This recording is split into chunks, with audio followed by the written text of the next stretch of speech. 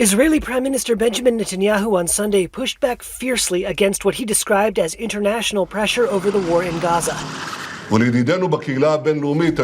a cabinet meeting, he said, "To our friends in the international community, I say, is your memory so short? So quickly you forgot about October 7th, the worst massacre committed against Jews since the Holocaust?" And he repeated his determination to send forces into Rafah, the city on the border with Egypt, overrun by civilian refugees who fled their shattered homes elsewhere in the Gaza Strip. He said, "No international pressure will stop us from achieving all the goals of the war, eliminating Hamas, freeing all of our hostages, and ensuring that Gaza will no longer pose a threat to Israel. In order to do that, we will operate in Rafah too." Earlier on Sunday, Netanyahu also hit back at a speech made last week by the U.S. Senate Majority Leader Chuck Schumer. The Democrat and long-standing supporter of Israel stunned observers when he directly criticized Netanyahu.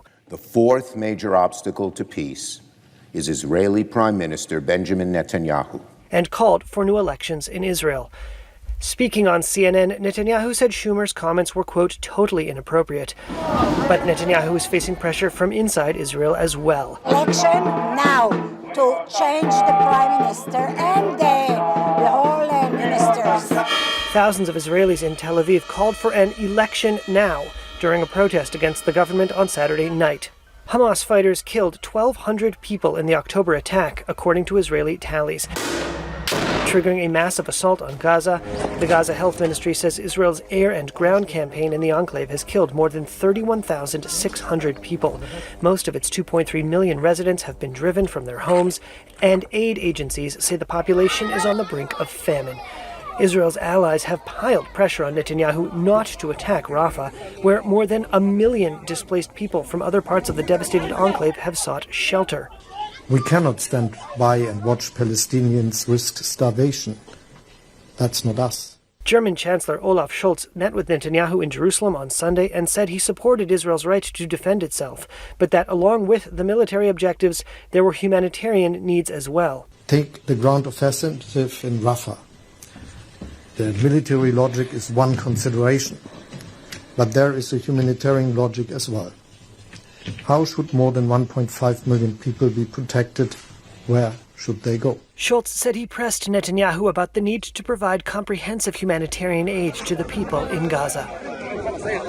The IDF is conducting a high-precision operation in limited areas of Shifa hospital, following concrete intelligence that demanded immediate action.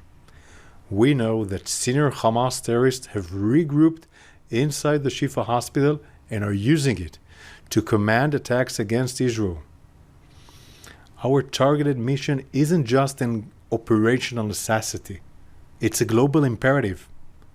Our forces have undergone specified training to prepare them for the sensitive environment and complex scenarios they may encounter. Our war is against Hamas, not against the people of Gaza. We seek no harm to the civilians that Hamas is hiding behind, which is why we will conduct this operation with caution and care, while ensuring that the hospital continues its important functions. For this reason, we have Arabic speakers on the ground so that we can communicate to the patients in the hospital in their own language, and IDF doctors to assist those in need. We will also be conducting a humanitarian effort to provide food, water, and other supplies to the patients and civilians in the hospital compound. There is no obligation for the patients and the medical staff to evacuate the hospital, but there is and will be a passageway for other civilians to exit the hospital. We call upon all Hamas terrorists hiding in hospital, surrender immediately. Medical facilities should never be exploited for terror. Hamas must be held accountable.